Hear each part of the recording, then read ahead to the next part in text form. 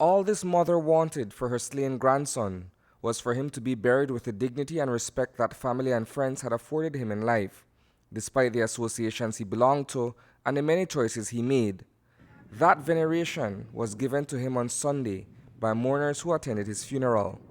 During the procession, the horse-drawn casket made a ceremonial stop on Mayflower Street to release a handful of helium balloons a short distance away from where Kendis Flowers grew up as a child. Regrettably, even in death and bereavement, controversy still seems to follow him. Everybody came, friends and the rest of relatives came out here after the funeral was finished. We were interacting with each other. When upon arrival of the G.S.U, they came in the yard. They didn't say anything, nothing to anyone. About 5 of them went to the back of the yard. The last one that came in the gate, I was standing in front of, by that post, me, my grandson, and a young man. While standing there, the last one that came in went to the young man, grabbed him in his shirt, and then, "You koya." So he said, "For what? For what? You don't have no reason why they carry on. You know, say nobody did nothing out of the way in the yard. Everybody interact with each other pertaining to the funeral." That non-violent engagement among funeral goers was disrupted when a team of officers attached to the Gang Suppression Unit descended on Sandra Uter's property. When the buckle on, people start to rebel. Why didn't they carry the young man and nobody know out of the way? And I saw my niece, my grandkids, and they start to read up and start to curse them. The heated exchange led to an all-out confrontation, with rocks and other missiles being thrown at the policemen.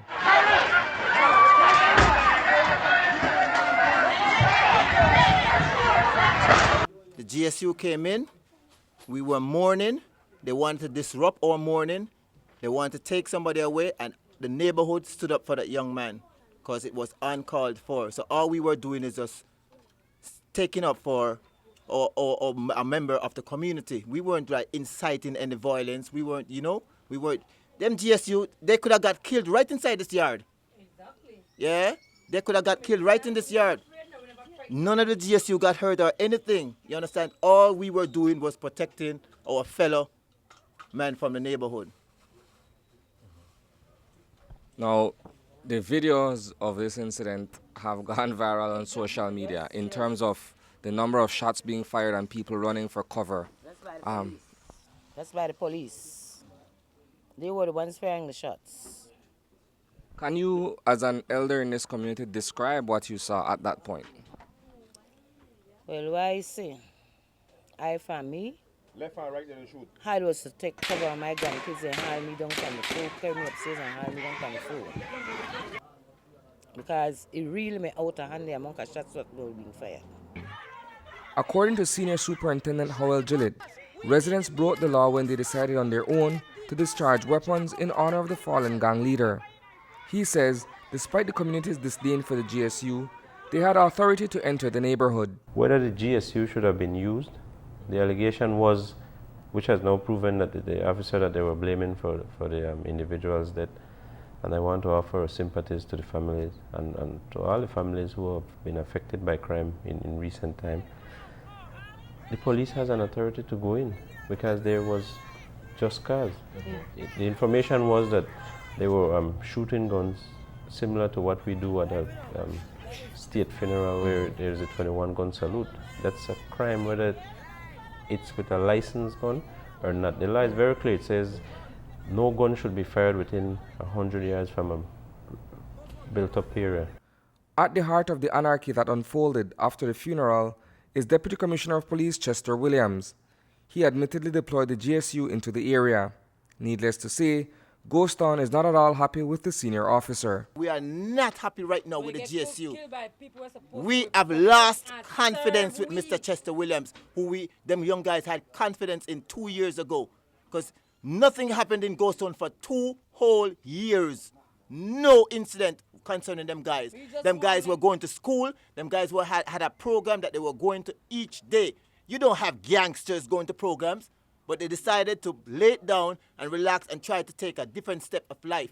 But the Prime Minister and the Minister of Security changed that whole program. Now they want to come back and try to get it like it was before. Them guys have no confidence in the police system no more.